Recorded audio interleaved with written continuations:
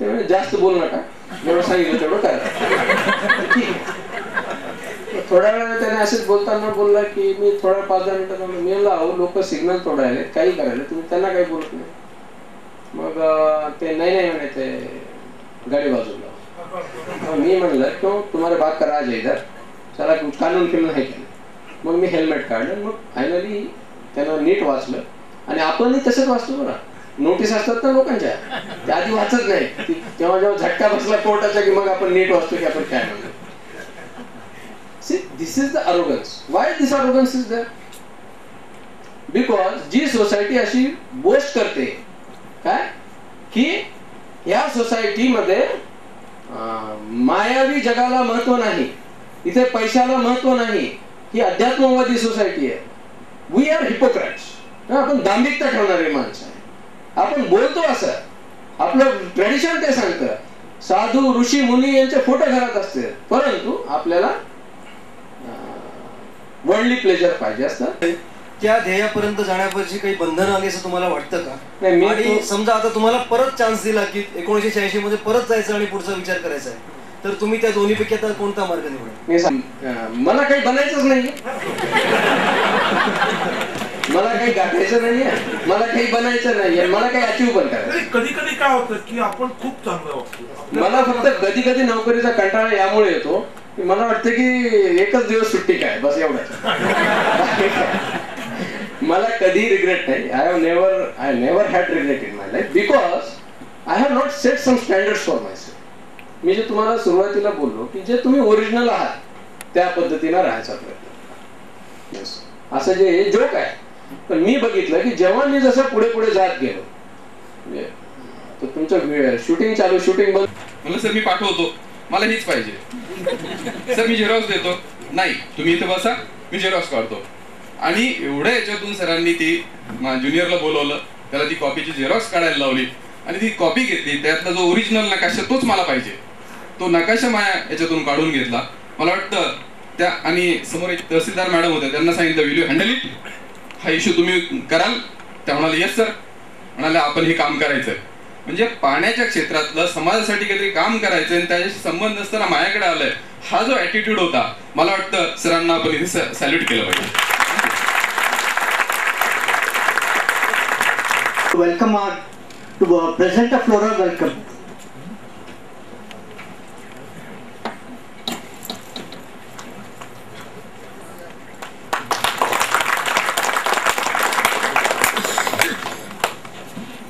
I request Dr. Deshpande to welcome our guest of honor, Mr. Deshpande. Prashant. I'm sorry. I request President AMA Sri Satish Ji Kagliwal to address the audience.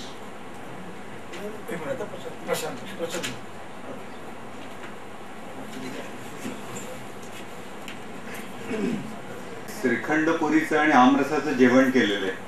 त्याच्यानंतर मी सुनील केंद्रेकरांनंतर बोलणं हे खरंच तुमच्यावरती अन्याय होईल, पण हा रोल मला डॉक्टर देशपांडेंनी त्यांच्या प्रेमापोटी दिलेला आहे. आणि बहुधा दुसरं क्वालिफिकेशन माझं हे होतं की मी आणि सुनील केंद्रेकर 4 वर्ष मेकॅनिकल इंजिनिअरिंग आम्ही बरोबर केलेलं आहे.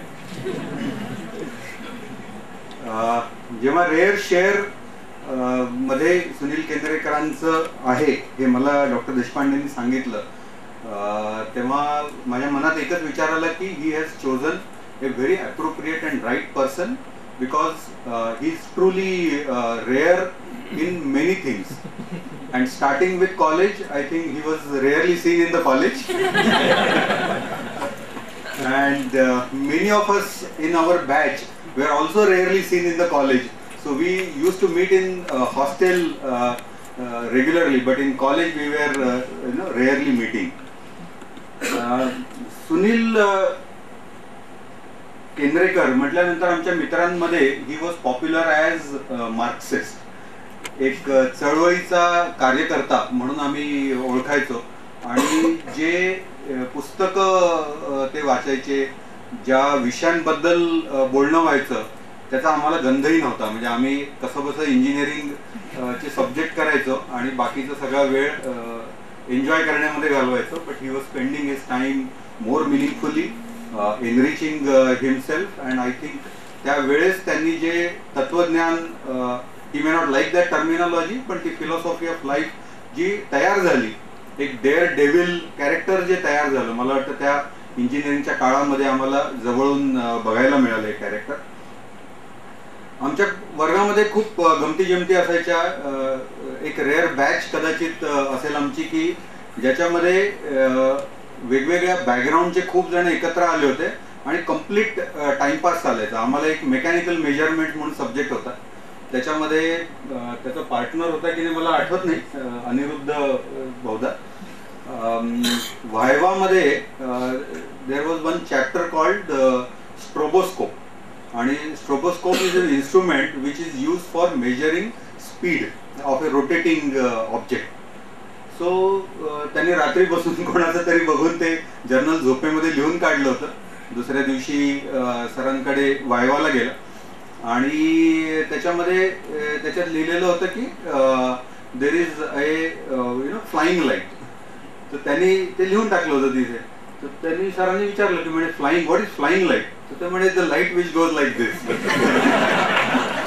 मग सर म्हणाले की कुठून लिहिलं तू? He said R.K. Mehta's book on mechanical measurements. तर त्यांनी सांगितलं की मग पान नंबर 69 उघड आणि त्याच्यामध्ये काय लिहिलेलं वाच, हे पुस्तक. सो ही रेड दॅट आणि it was written it is flashing light. So said yes yes sir, the light which flashes like this. तो पहिले जर्नल आलं आणि मग हा बाहेर आला आमचा मित्र. So lot of rare things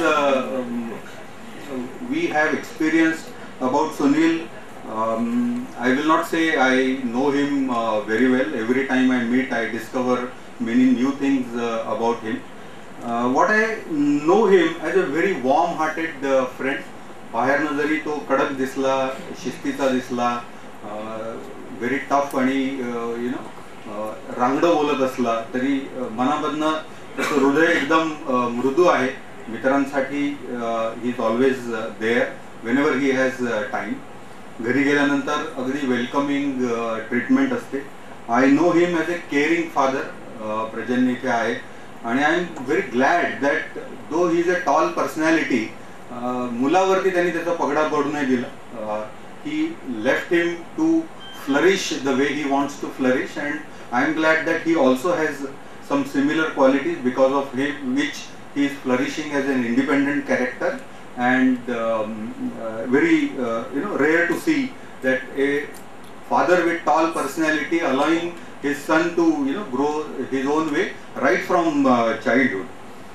And very loving husband. His wife is always used to be always deeply worried when he was posted in Beed.